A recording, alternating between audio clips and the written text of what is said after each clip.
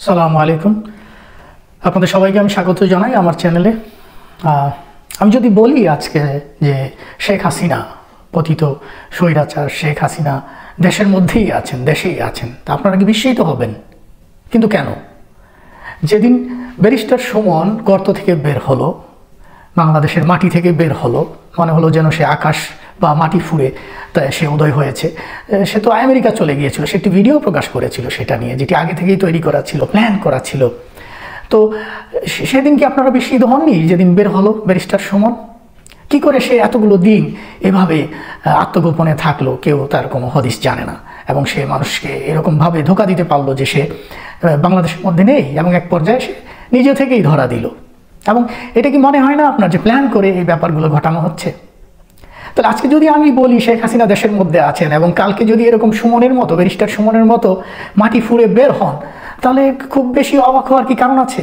আমি এই পর্বে কয়েকটা প্রমাণ আপনাদের সামনে উপস্থাপন করব, যুক্তি বা প্রমাণ বা বিশ্লেষণ করে দেখানোর চেষ্টা করব যে আসলে শেখ হাসিনা দেশের মধ্যেই আছেন, এবং পরের পর্বে আরও কিছু বিশ্লেষণ আমি করব।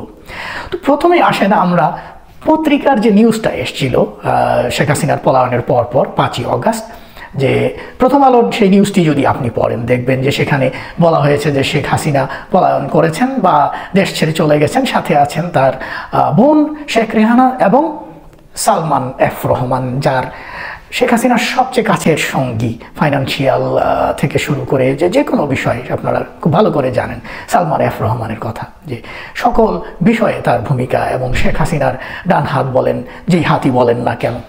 তো সেই লোকটি সহ যখন ভারতে পালিয়ে গেছে আমরা জানতে পারলাম পত্রিকার মারফত, তখন কি আমরা বিশ্বাস করেছিলাম যে, কারণ সালমান এফ রহমানকে ছেড়ে শেখ হাসিনা ইন্ডিয়া পালিয়ে যাবেন এটা অবিশ্বাসযোগ্য, এটা বিশ্বাস করার কোনো কারণ নেই। এবং তার যে কাছের যে মানুষগুলা তাকে কি ছেড়ে দিবে? তো এটা তারপরে যখন বের হয়ে আসলো সালমান এফ রহমান গর্ত থেকে, সেটাও একটা নাটক ছিল, তাকে কিভাবে ধরা হলো, সে ধরা দিল বা এরকম, তার সাথেও ছিল আরেক মন্ত্রী। এখন দেখেন ঘটনাগুলো, শেখ হাসিনার আমলে যেভাবে আমাদেরকে নাটক দেখানো হতো একটার পর একটা, সেই নাটকগুলো কি শেখ হাসিনার পলায়নের পরেও কি বন্ধ হয়েছে? আমরা কি এভাবে কি আমাদেরকে বিজি রাখা হচ্ছে, নাকি আমরা সেই আগের সেই রেজিমেই আছি, শেখ হাসিনার আমলেই আসলে আমরা আছি, কে জানে। তো প্রথমটা ছিল সেই পত্রিকার নিউজ যে সাথে সালমান এফ রহমান আছে। তারপরে কি হলো, সালমান এফ রহমান দেশের মধ্য থেকেই ধরা খেলেন। তাহলে কালকে যদি শেখ হাসিনাও এভাবে জানা যায় যে দেশের মধ্যে আছেন, তাহলে কেন বিস্মিত হবেন আপনারা? দ্বিতীয় বিষয়টা বলি আমি, যে শেখ হাসিনা যে পলায়ন করলেন, তার সেই পলায়ন করার যে হেলিকপ্টার থেকে নামছেন, বিমানে উঠবেন, এরকম একটা ভাবমূর্তি ক্রিয়েট করা হলো, এরকম একটা সিনারিও ক্রিয়েট করা হলো, দেখানো হলো হেলিকপ্টার থেকে উনি নামছেন, সাথে হয়তো তার বোন আছে, দু একটা লাগেজ আছে। তো এই যে ভিডিওটি আপনারা বিশ্লেষণ করে দেখেন যে শেখ হাসিনার পলায়নের নিউজটা আসার কতক্ষণ পরে এই ভিডিওটা এসেছিল। খুব বেশি সময় লাগেনি, আধা ঘন্টা 1 ঘন্টার মধ্যে সবাই জেনে গেল, এরকম ভিডিও এসে গেল। এখন আপনার কি মনে হয় না এই ভিডিওটিও প্ল্যান করে করা হয়েছে, যেমন এই বাকি ঘটনাগুলো ঘটানো হচ্ছে প্ল্যান করে? শেখ হাসিনা যদি সত্যি সত্যি ওই সময় পালিয়ে যান, ভারতে চলে যান, এরকম একটা ভিডিও করার মতো সুযোগ কারো পক্ষে কি সম্ভব ছিল পাওয়া, যে একজন ভিডিও করবে, সেটা কর্মচারী হোক, যেই হোক? কারণ শেখ হাসিনা যেখানে থাকেন, যেখানে 16 বছর ধরে ছিলেন, তার যে প্রোটেকশন, তার যে আইন শৃঙ্খলা ব্যবস্থা, সিকিউরিটি, সেখানে কি একটি মাছি প্রবেশ করার সুযোগ পায়, কখনো পেয়েছিল? তাহলে কি করে আমরা ধরে নিলাম যে আসলে উনি পলায়ন করেছেন, এবং সেই সময়কার ভিডিও আধা ঘন্টা যেতে না যেতেই পাবলিকের সামনে চলে এলো? এটা বিশ্বাস করানোর জন্য, এটা প্ল্যান করে ভিডিওটি ফাঁস করা হয়েছে, আমাদেরকে বিশ্বাস করানোর জন্য যে শেখ হাসিনা পালিয়ে গিয়েছেন। সবাইকে একটা সান্ত্বনা দেওয়া হলো, পরিস্থিতি স্বাভাবিক করার জন্য, পরিস্থিতিকে সামাল দেওয়ার জন্য করা হয়েছিল। আপনি খুঁজে দেখেন তাহলে, যে যদি প্রশ্নই থাকে আপনার মনে, খুঁজে দেখেন এই ভিডিওটি কে ফাঁস করেছিল।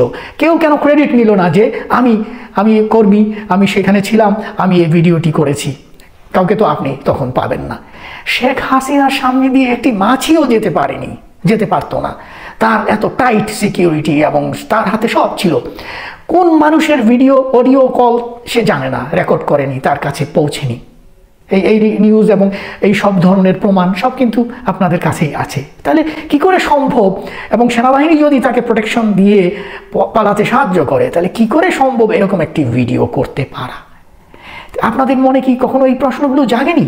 পত্রিকা নিউজ দেখেন, সেখানে ভুয়া প্রমাণিত হলো, তারপরে এই ভিডিওটি এটিও আসলে নাটক তৈরি করা হলো, তারপরে আপনি ব্যারিস্টার সুমন বের হয়ে আসলো, এরকম অনেকেই বের হয়ে আসলো। কেন? এই যে বলা হচ্ছিল যে শেখ হাসিনাকে সময় বেঁধে দেওয়া হয়েছিল, কতক্ষণ? 30 মিনিট 50 মিনিট। এই যে তথ্যটি, এটিও আসলে একটি ভুয়া তথ্য। শেখ হাসিনাকে 30 মিনিট বা 50 মিনিট সময় দেওয়া হবে, আর শেখ হাসিনা মেনে নেবেন এবং উনি ভারতে পালিয়ে যাবেন, এটা তার 16 বছরের এই যে শাসন, জনগণের উপর নিপীড়ন নির্যাতন, সেটা দেখে এবং